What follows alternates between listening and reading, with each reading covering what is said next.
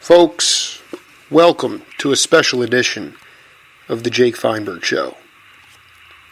In the context of live music, in the live music experience, it is imperative that your focus remains on listening and improvising off your bandmates. It's beyond the music. It's a focus that should be able to take those with small musical palettes and take them on a ride with their own sailin shoes through the journey of music of the Americas. By that I mean Congo Square, Dixieland, Bayou Funk, jam bass, roadhouse blues, and melodic invention.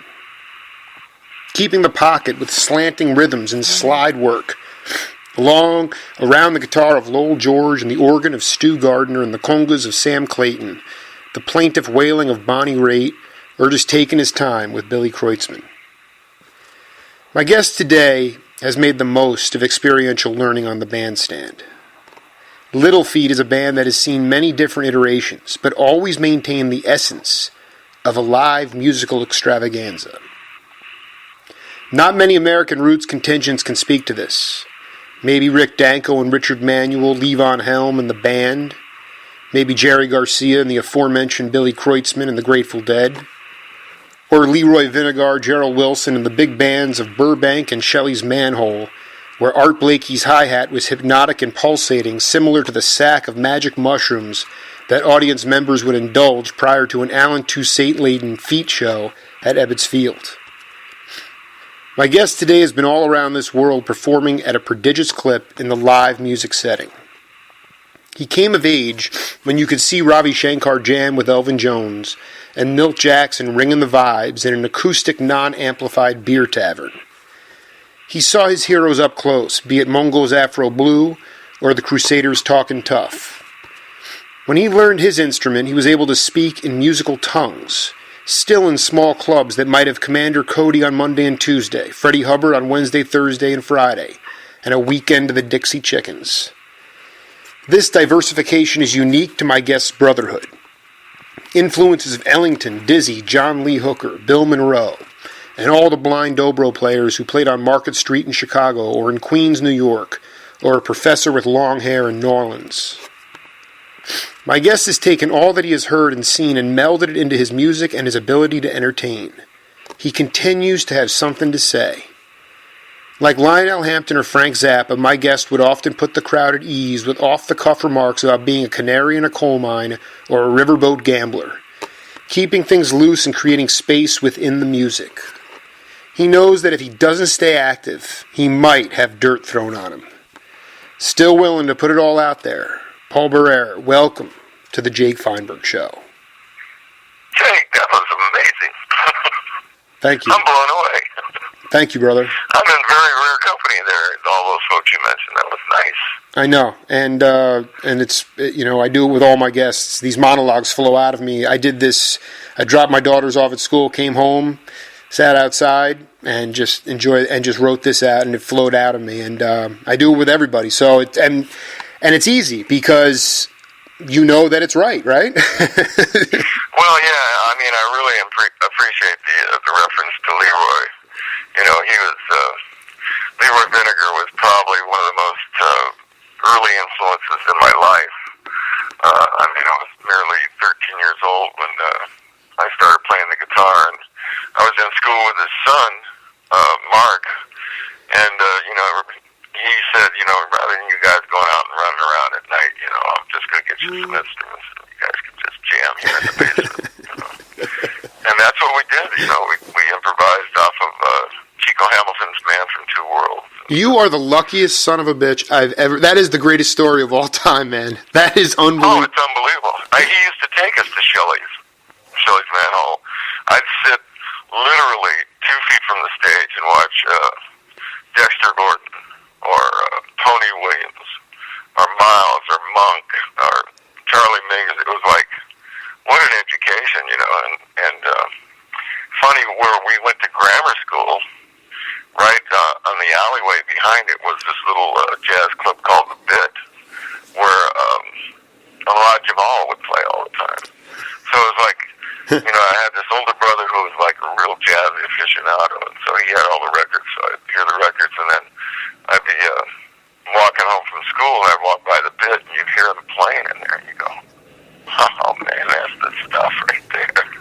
Well, tell me. I want to go back to something here.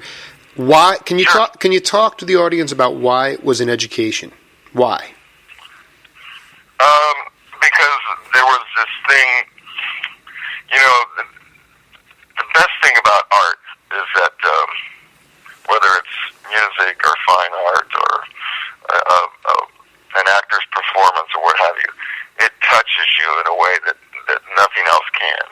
Or, for instance, you writing that monologue. When things flow through you like that, it's like you just kind of get out of the way. You know what I mean? It's like you become one with the universe. I hate to be, one of those make me one with everything jokes, but you were able to see that on a nightly basis, like with Dexter Gordon. I mean, that stuff was transcendent, and you had that from an early age. I'm trying to get at these. I was born in '78, and so it's like I'm trying to go back and not preserve, but promote those values that foster. I mean, you just talked about your family. Obviously, your brother had this insane record collection, but then on top of that, you could sit in the front row or the peanut gallery. I don't know if they had a peanut gallery where you couldn't drink and you just sat and watched the guys. But it was how they carried themselves, their feet. I don't know. I'm just trying to go back to those values, and I feel like you are absolutely the person to ask about that. Well, it was kind of like the feeling I got when I first heard Slippin' and Slidin' or Tutti Frutti. The music just it took me away. It's like I jumped up and went, "Holy mackerel, what is this?" I was just like dancing around like a crazy person. I actually went and got $1 out of my little cigar box and walked down the street and got on a bus, went down to Sunset and Vine to Wallach's Music City and bought the single.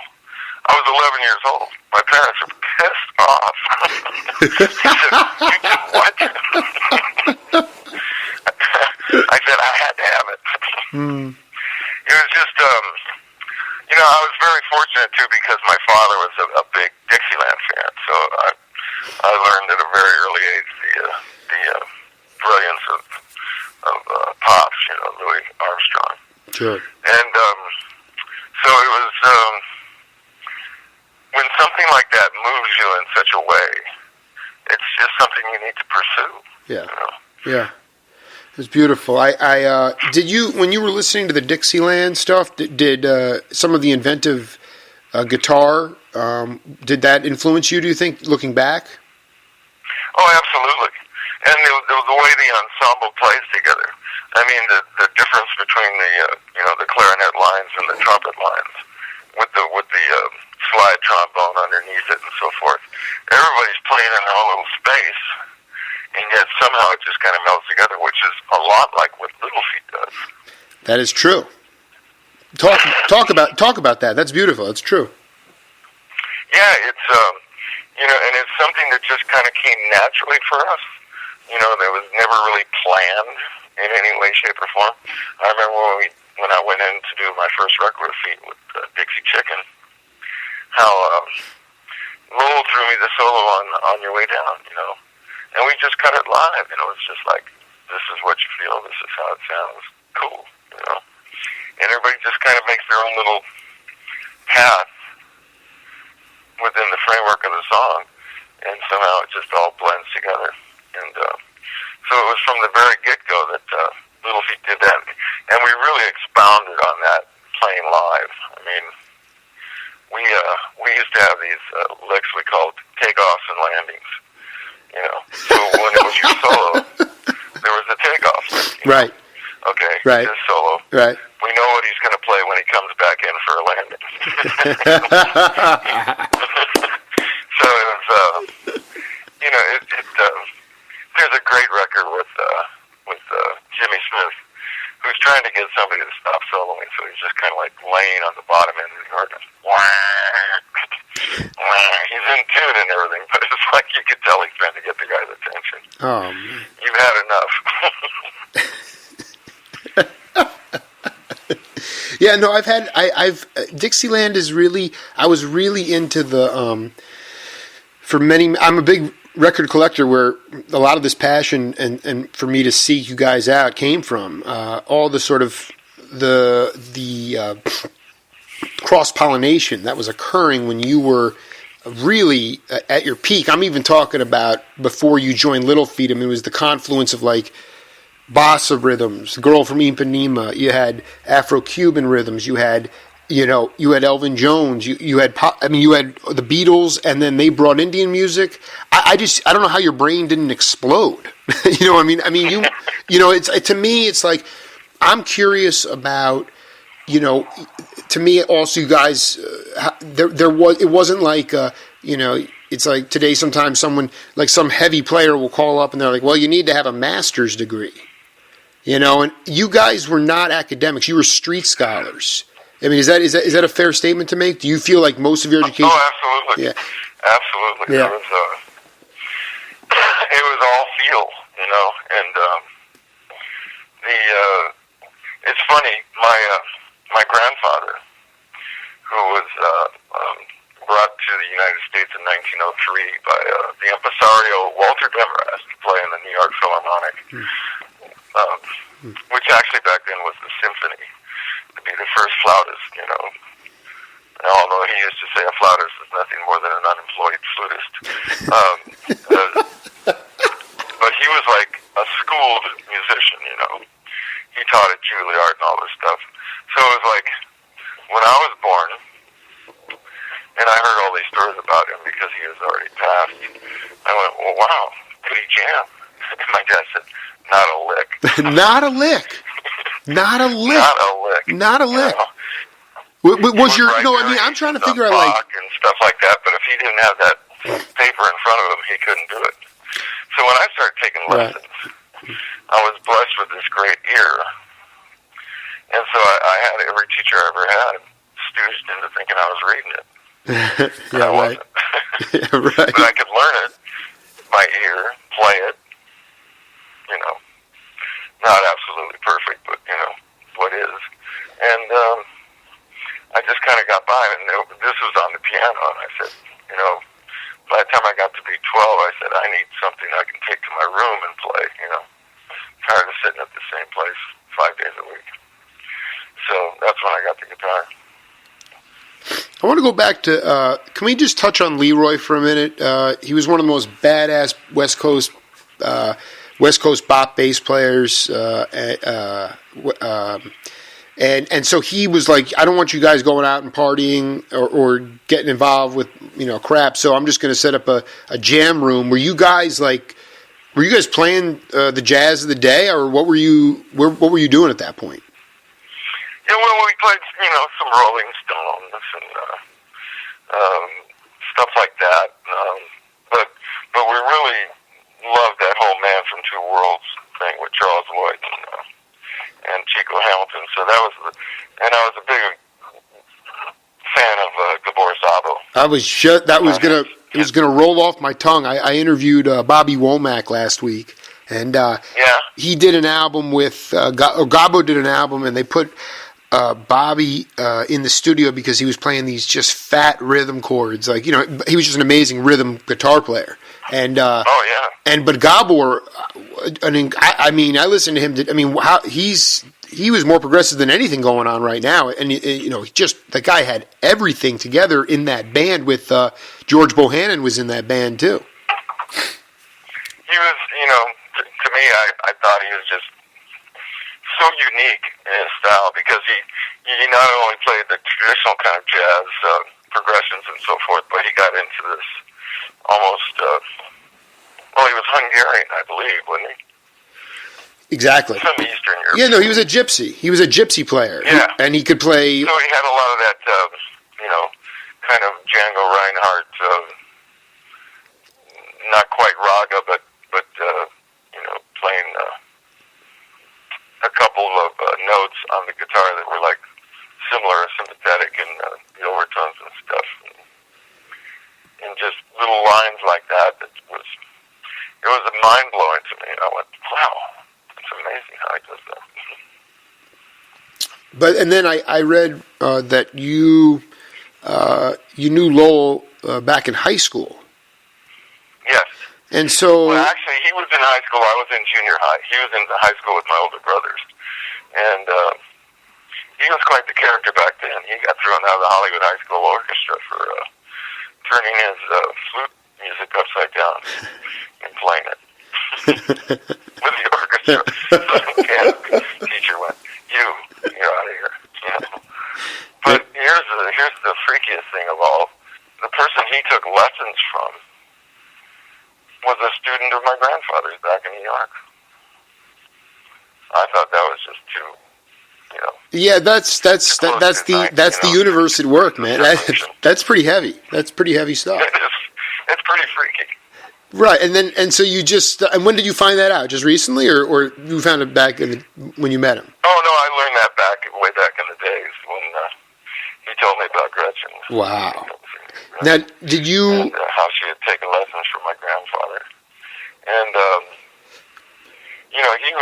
I watched him, develop his band, the Factory, and then play with the Mothers, and even his little short stint with the Standells and so forth. And then when he started Little Feat, he came to me and said, "Would come and audition as a bass player?" And I said, "I haven't a clue on how to play the bass." And he goes, "Hey, it's 2 less strings. It should be easy." But it's not. It's a whole different ballgame, Wow. So I told him then in 1969, well, if you ever need a second guitarist, give me a holler. But he loved the garage band that I had up in Laurel Canyon. Yeah, let's talk about that. The Lead Enema, is that what it's called? Yes, the infamous Lead Enema. Yeah, because that's the Jake Feinberg. I really want to know. It sounds to me you were playing some pretty brash stuff, but you film. I mean, I wish we had some music clips of it. I'd love to hear some of it. There are some cassettes here and there. No, we got to dig them out, man. I should actually try and you should. No, I'm telling you, man. This is legacy. There's some interesting songs.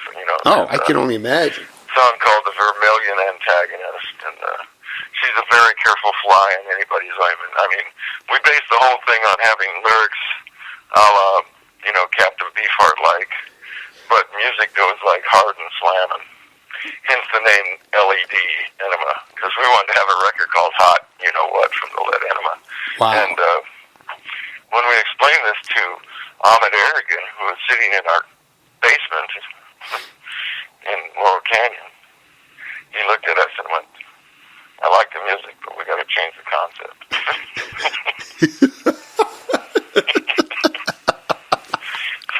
You guys are out of your. So, but Lowell was very. He was very charmed by your band, right? Yeah, he thought we were just completely insane. He loved that. Lowell he liked quirky things. So, hence he played with Frank for a couple of years. So. Well, there's. I want to play you something right now. It's a little bit. It's a few minutes long, but it literally. I'll tell you the whole story after we listen to it. Okay. I haven't heard about called Riverboat, which is incredible. It's a great tune, great writing.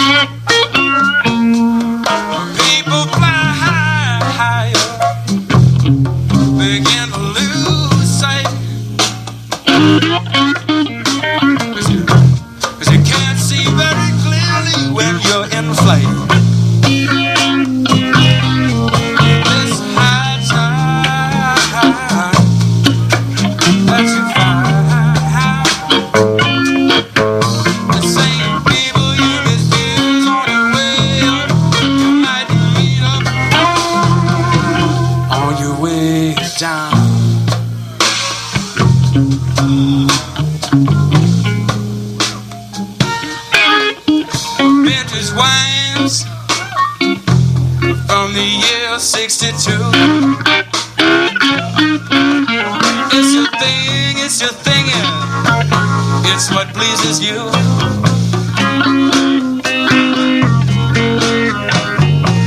And you love to be found when you cross town. You think it's an honor, girl, just to have you around. Yeah, yeah, yeah. This high tide that you find. The same dudes you misuse on the way you might meet up on your way down.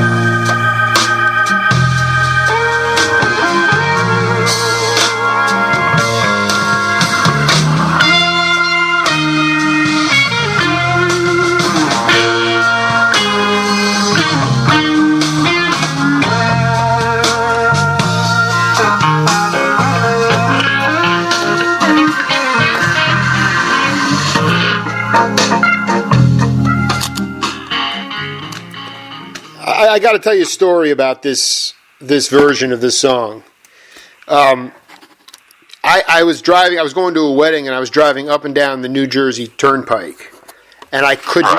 Right. And I got this bootleg of this show from Ebbots Field, 1973. Like the ultimate. Oh, yeah. Okay, the ultimate packet of Little Feat, and I'm like listening through it, and here we go. You said earlier, you said you guys had a takeoff and a landing. And this song, you could hear the takeoff and the lilting through the thing. I'm driving on the turnpike. I'm pretty out of my mind. It was a good buddy of mine. I was going to his wedding, but it was in northern Jersey, and I was kind of tweaking out. And yet the ability to hear you have such great stage presence. The way that you were talking there was classic. You guys sounded like you were just out of your minds, and the crowd was feeding off of you. But I was like, this cat is locked in. Tell me I'm right about that.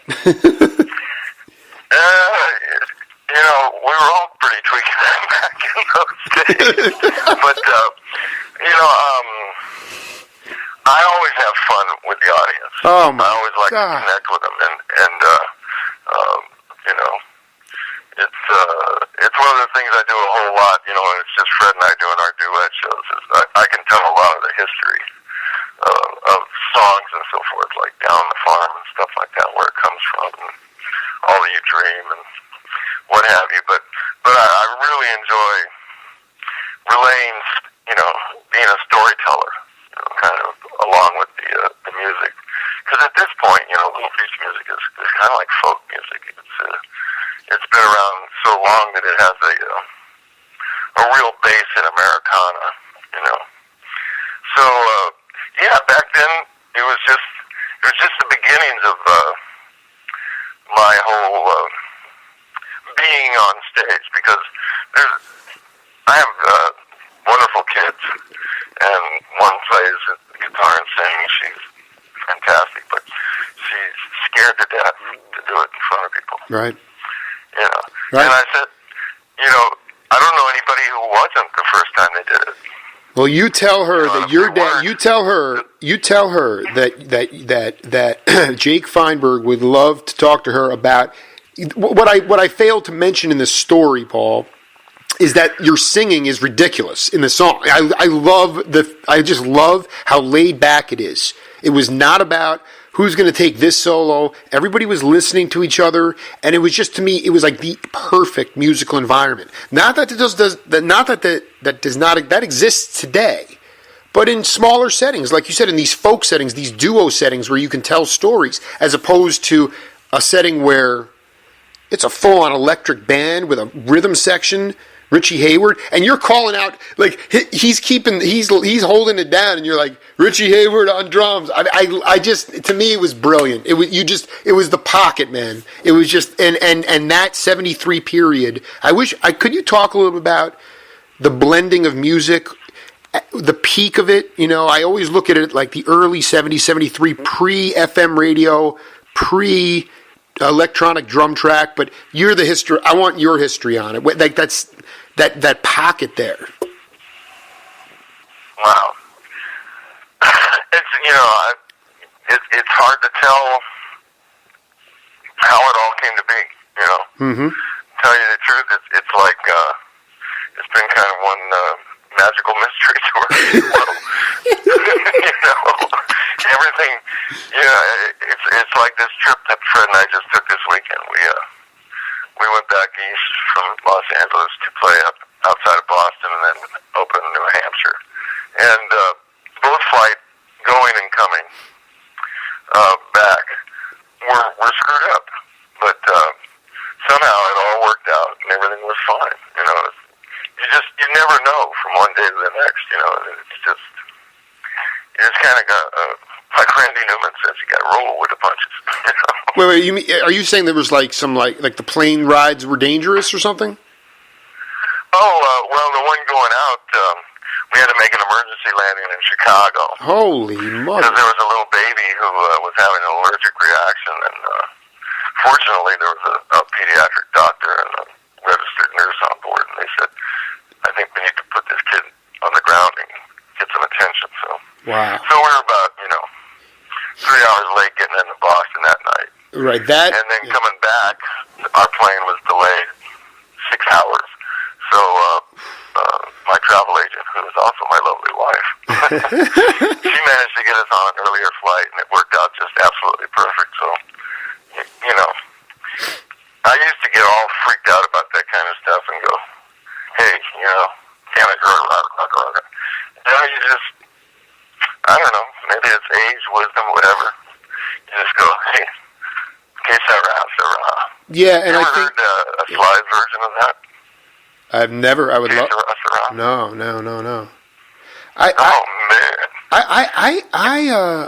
I think I'd like to talk to you about what you were talking about earlier.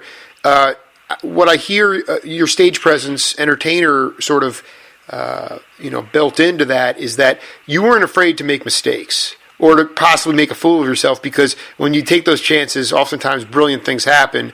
And I think our generation, I don't know how old your daughter is. I mean, I'm 36, but it's kind of like our generations were brought up to be perfect. Not to be perfect, but just don't, make it look really good. And don't take any, and if you make mistakes, you're going to feel really embarrassed. And to me, it's like that is something that for my daughters, I'm pushing back against that. Like, to me, it's like, and I'm curious as what you say to your daughter to get her to feel more comfortable. I assume it's just getting up and doing it more and more and more. Yeah, that's the whole key to it. But the reality is, back in those days, we used to have a thing in Little Fever where we'd say, "Hey, if you play a bad note, just play it again." And then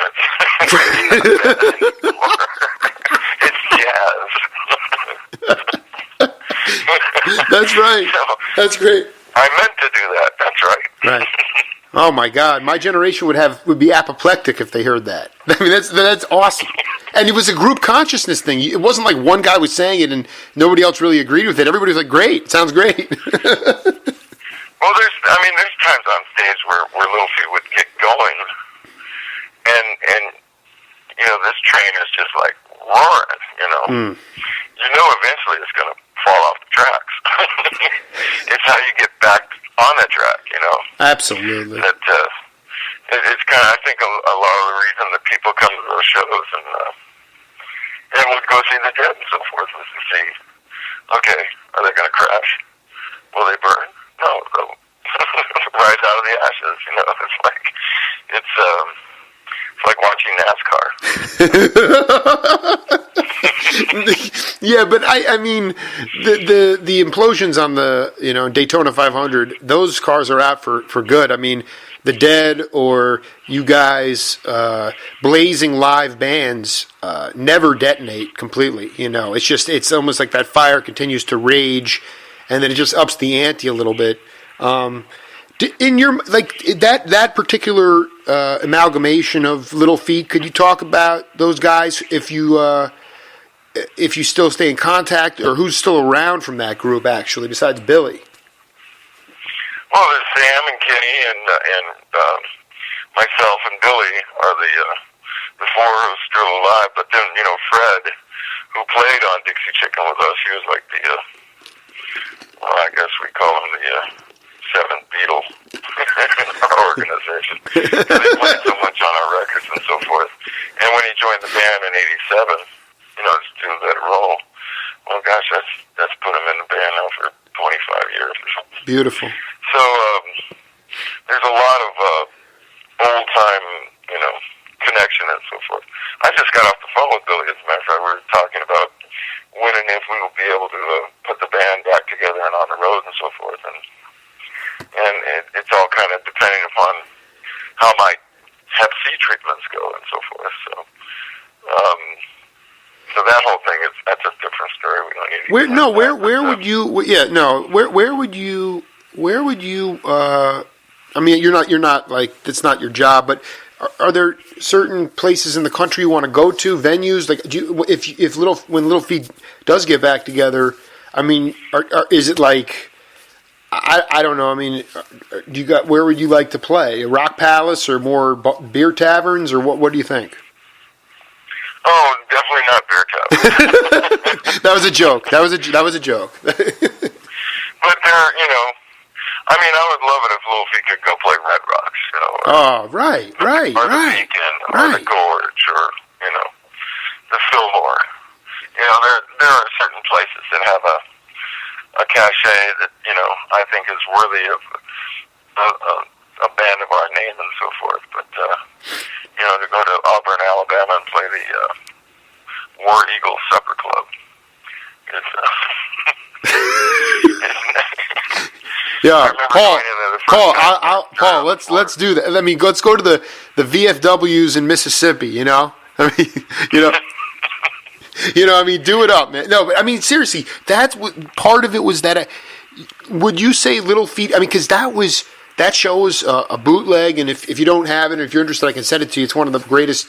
It's from 1973, and you guys were playing at Ebbots Field, which was like, I don't know if you remember that club, but it offered everything from Afro jazz to Dixieland, funk, Bayou.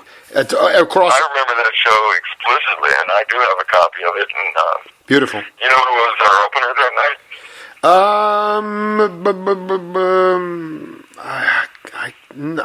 Tommy Bolin.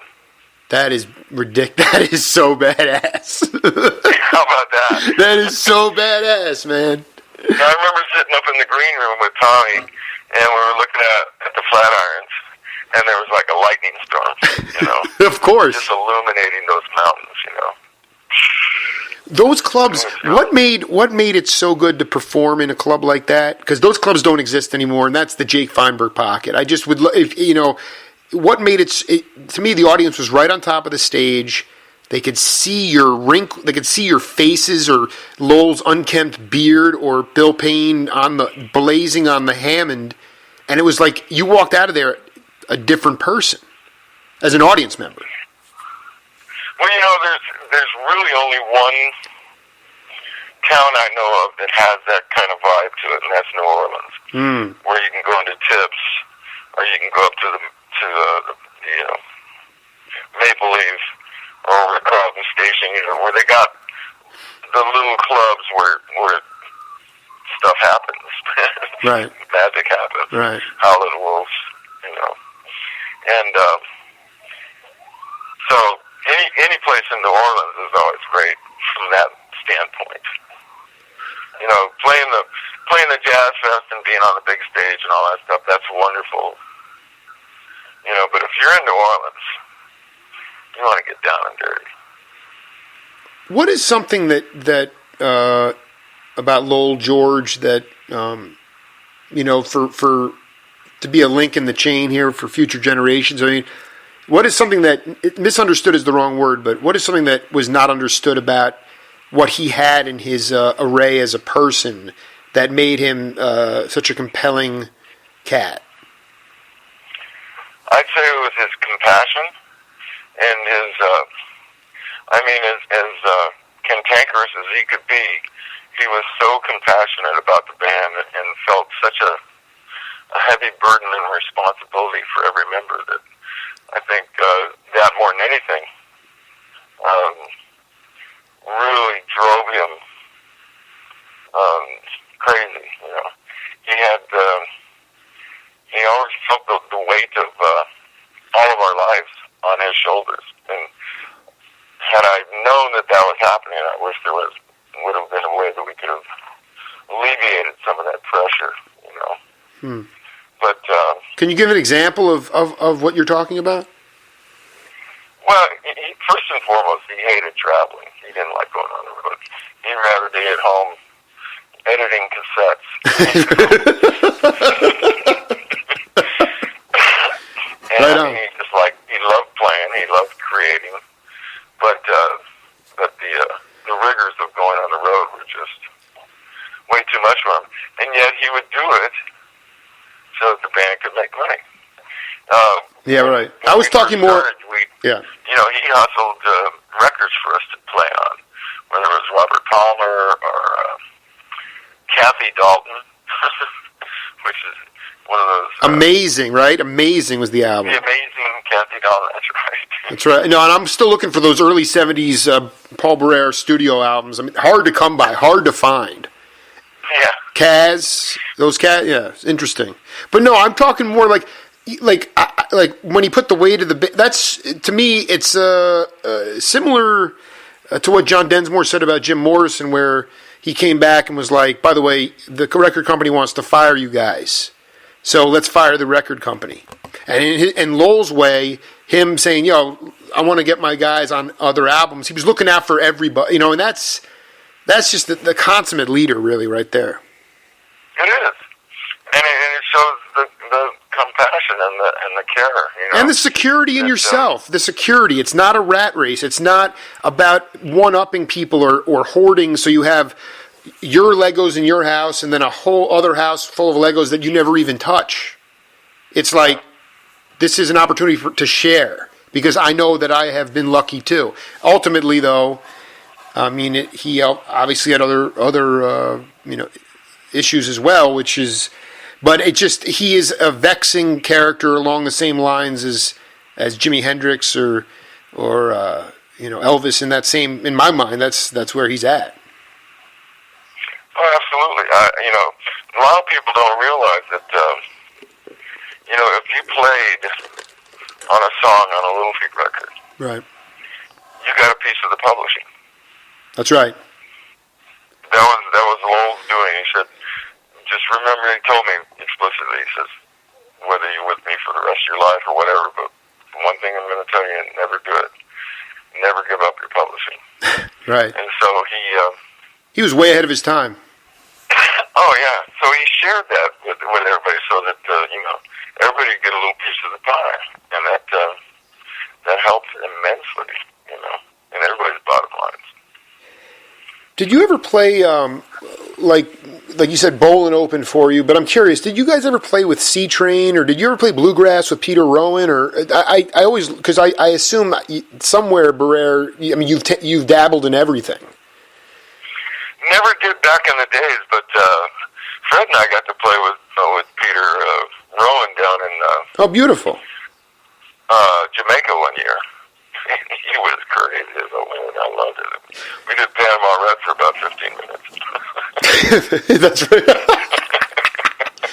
Let's talk a little bit about do you have an upcoming show in New Orleans with Fred and Kreutzman? Yes, with Anders Osborne and Bill Kreutzman. We call it Dead Feet. How does it'll be yeah. It'll be fun. This is the third time we've done it. The first two times went so well that we decided that we're going to do 2 nights this time. I think it's May 2nd and 3rd, or 3rd and 4th, down there at the Republic Club. And that's over in the Warehouse District area. And playing with Anders is always just a hoot. I've done a bunch of things with him over past year, including going down and just riding with him. And he dragged me out to one of those Save the Wetlands shows. Sure. Out by Homa. And so it's just one of those things. The first couple of times we did it, we just kind of, it was a big wing it kind of thing. But this time we've actually been sending songs back and forth. Right. So everybody can brush up a little bit. No, I just love the, do you realize how carefree you are? That your brotherhood is? That's the brotherhood, though. That's your brotherhood.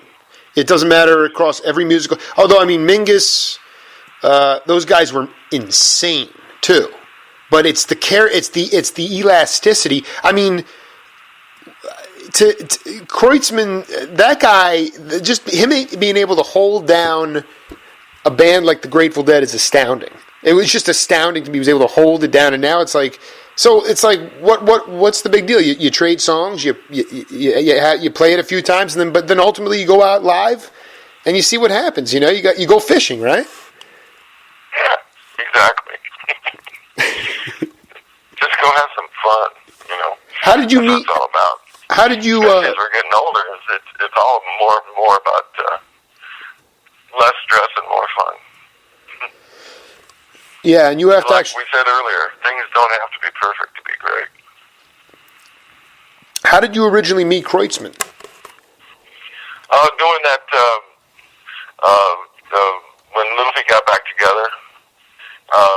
The first show they asked us to come and open for was my 40th birthday. It was up in Oxford, Maine, and it was July 3rd and 4th. And so I hadn't met Bill. I had met Phil, and I had met Bobby, and I had met Jerry way earlier when Little Feat would go up and play in San Francisco. Sure. But never had I met Bill or any of the other players from the Dead at that point until we went and did those shows with the Dead. We did 3 weekends with them. We did 88, 90, and 92. And all 3 weekends were just unbelievable. Why? Well, the Dead had such a great following, first and foremost. And, you know, a lot of people said, well, you know, a lot of people don't come in for the opening act. And, you know, you guys will just be there and so forth. And the place was jamming. Right. You know, people, I think the word got out. You know, we had just gotten back together. And so people came out and we, you know, the two bands meshed really well, you know. I think we had a little bit more of that southern, you know, New Orleans kind of funk style to our stuff. And they had a you know, a real cerebral thing, but there was, the thing that we had in common was this jamming capabilities, you know. That was the thing I thought was amazing about it. Especially the way Jerry played. I like the term you used was cerebral. I think that's an amazingly perfect term to use. But at that point, did you and Billy hit it off right? How did you reconnect to do Dead Feet? To do these Dead Feet shows? Yeah. Anders put those together, so, you know, I saw him on the bandstand, and I went, wow, it's nice to see you again. I don't know if you remember. He goes, I remember you, man. Don't worry about it. He said, we're going to have some fun. You know, he's just totally laid back, which is what I understand his whole, you know, what Seven Walkers is all about, too. You know, they just like to get together and play and kick back and have at it. The one final story I really would love you to tell is this Joel Zorn story from Atlantic. Les McCann. It was cracking me up, the idea that there was a party for him, and Les was talking about how he wanted to hook up with his wife. What? I read this article that you were quoted in talking about that you were at some tribute for Joel Zorn from Atlantic Records. No memory of that. No. I'm gonna email. I'm gonna email you the article. But no, talk about your other projects that are coming up this year, insofar as things you're doing with Fred and other things you have on the horizon.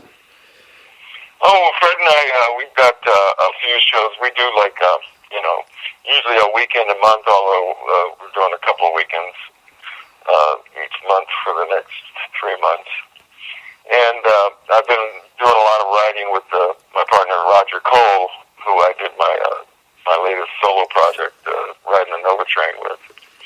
And we're just basically writing songs, thinking about, the music business has changed so much, it's so hard to market stuff, unless you do it through the internet. There's, with the lack of actual hard goods being sold and, everybody downloading stuff, it's like, okay, so what do we do? It's true. It is true. I mean, put them up on our website and let people download them. There was a real record-based, commerce-based record industry when Little Feat was, in the 70s and into the 80s. But then, now it's. But the other thing is that you tell the history of the origins of the stories of the songs, which I feel like is massively important. Where how? You've always been a good storyteller. Where did you who did you learn that from? Because those are. You have to be focused. You have to be a participant to tell it authentically, right. And so take us through that. I think I got a lot of that from my father. My father was an actor, mm-hmm. And he was always a great, not only storyteller but joke teller. I mean, he could take a 3-line joke and make it last 15 minutes, just because he would he would just create on the spot, Which is why when I do interviews for, to advance shows and so forth, I tell people that, I like to tell stories about the songs and their origins, and how they were created, and sometimes they're true.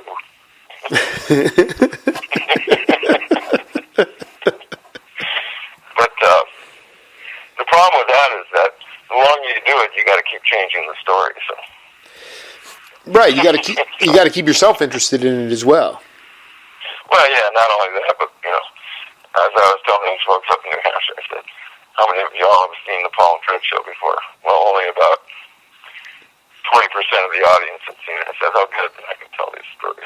Right. For you that have heard them, check it out. Here it is again. Did you? Growing up in Burbank, did you go to? Were you going to a lot of clubs there in Burbank, or was it more in a different part of Southern California? Well, actually, I grew up in Hollywood. I was born in Burbank. Born in Burbank. And, okay. That's where my mom's pediatrician was. So I was raised right in the middle of Hollywood, hence Hollywood High, and. So yeah, there was clubs. I remember going to Pandora's Box, and seeing the Beach Boys. Gosh, I was all of 14 or something like that. Preston Epps. And there was the Ashgrove where I got to see Muddy Waters and John Lee Hooker and Johnny Shines. And Taj Mahal actually taught lessons at the Ashgrove back then. He taught lessons. And Bernie Pearl. He taught lessons. And so, it was a great place for music. Doug Weston's original Troubadour, I went and saw Judy Collins and Joan Baez. And my favorite was the Dillards. Right. They were just, I see their records unbelievable show. The Ashgrove had these wild bluegrass acts too, like Scotty Stoneman, the fiddler, was down there. Taj taught lessons. Yeah, he taught harmonica lessons there.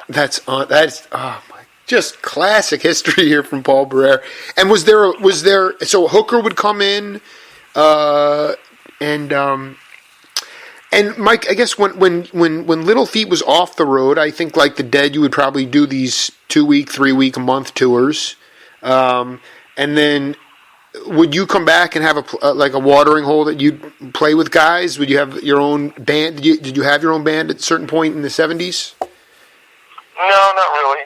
I was pretty much at that point, as I progressed, I got my own little 4-track recorder, and so I would spend my nights, recording at home and creating and so forth. And after you've been on the road for a while and you've been in, 20 clubs in the last 30 days, you go, the last thing you want to do is go sit at another bar.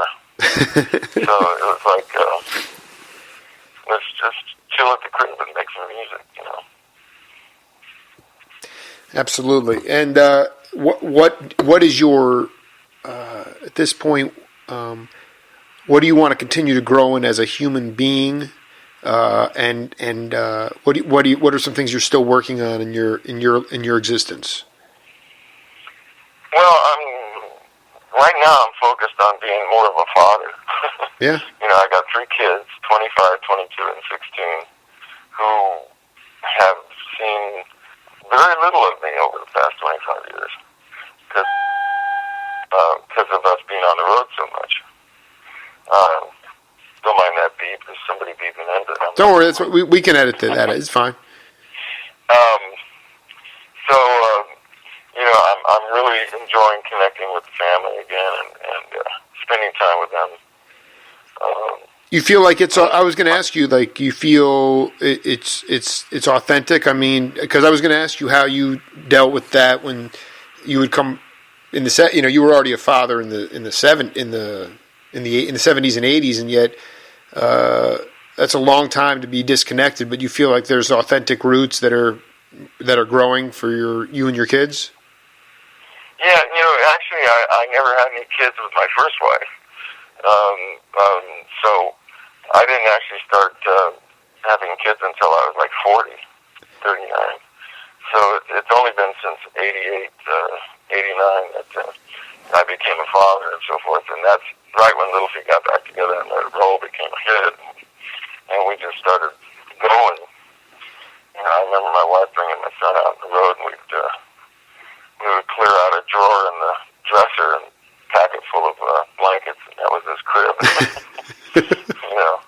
Well, yeah, you lived. You wow, that's an amazing renaissance there. You became a father and then got back on the bandstand right away. So now you're yeah, that's cool.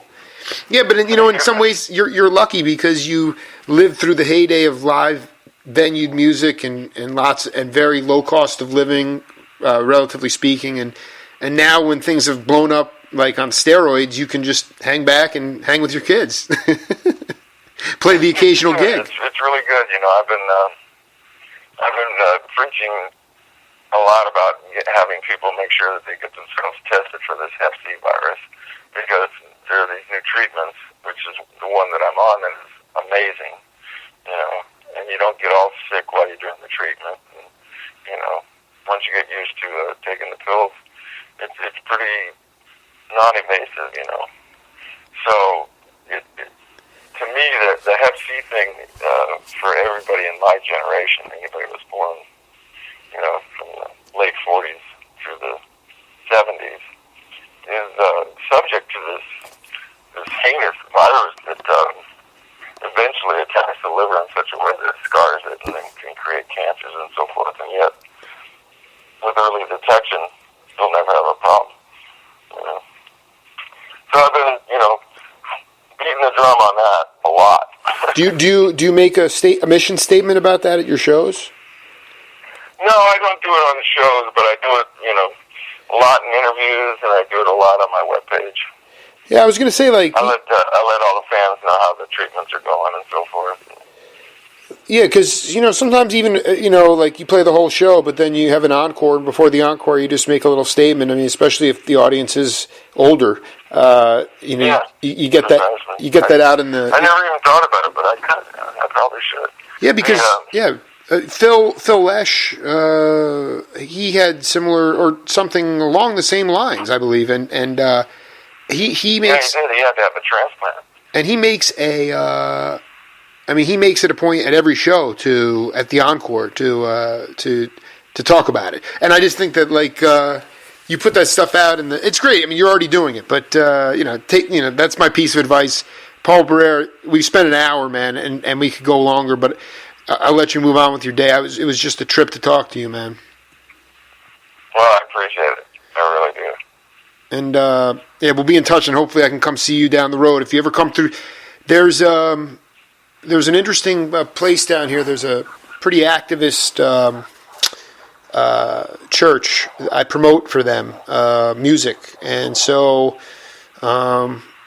if you and Fred are ever coming through Arizona, let me know, because I can get you a really nice gig down here. You can come down to the border and see what we're doing down there. Go across, and then come back and play a gig. It's actually in a church. Oh, that sounds great, man. Send me a link. I'll send you everything, man. Yeah, send me everything, and I'll get it to our booker and all that stuff. It'll be cool. It would be really cool, man. All right, yo, bless you. Have a great day, man. All right. Talk to you soon. Jake, appreciate it. All right, take care, Paul. Bye. Bye.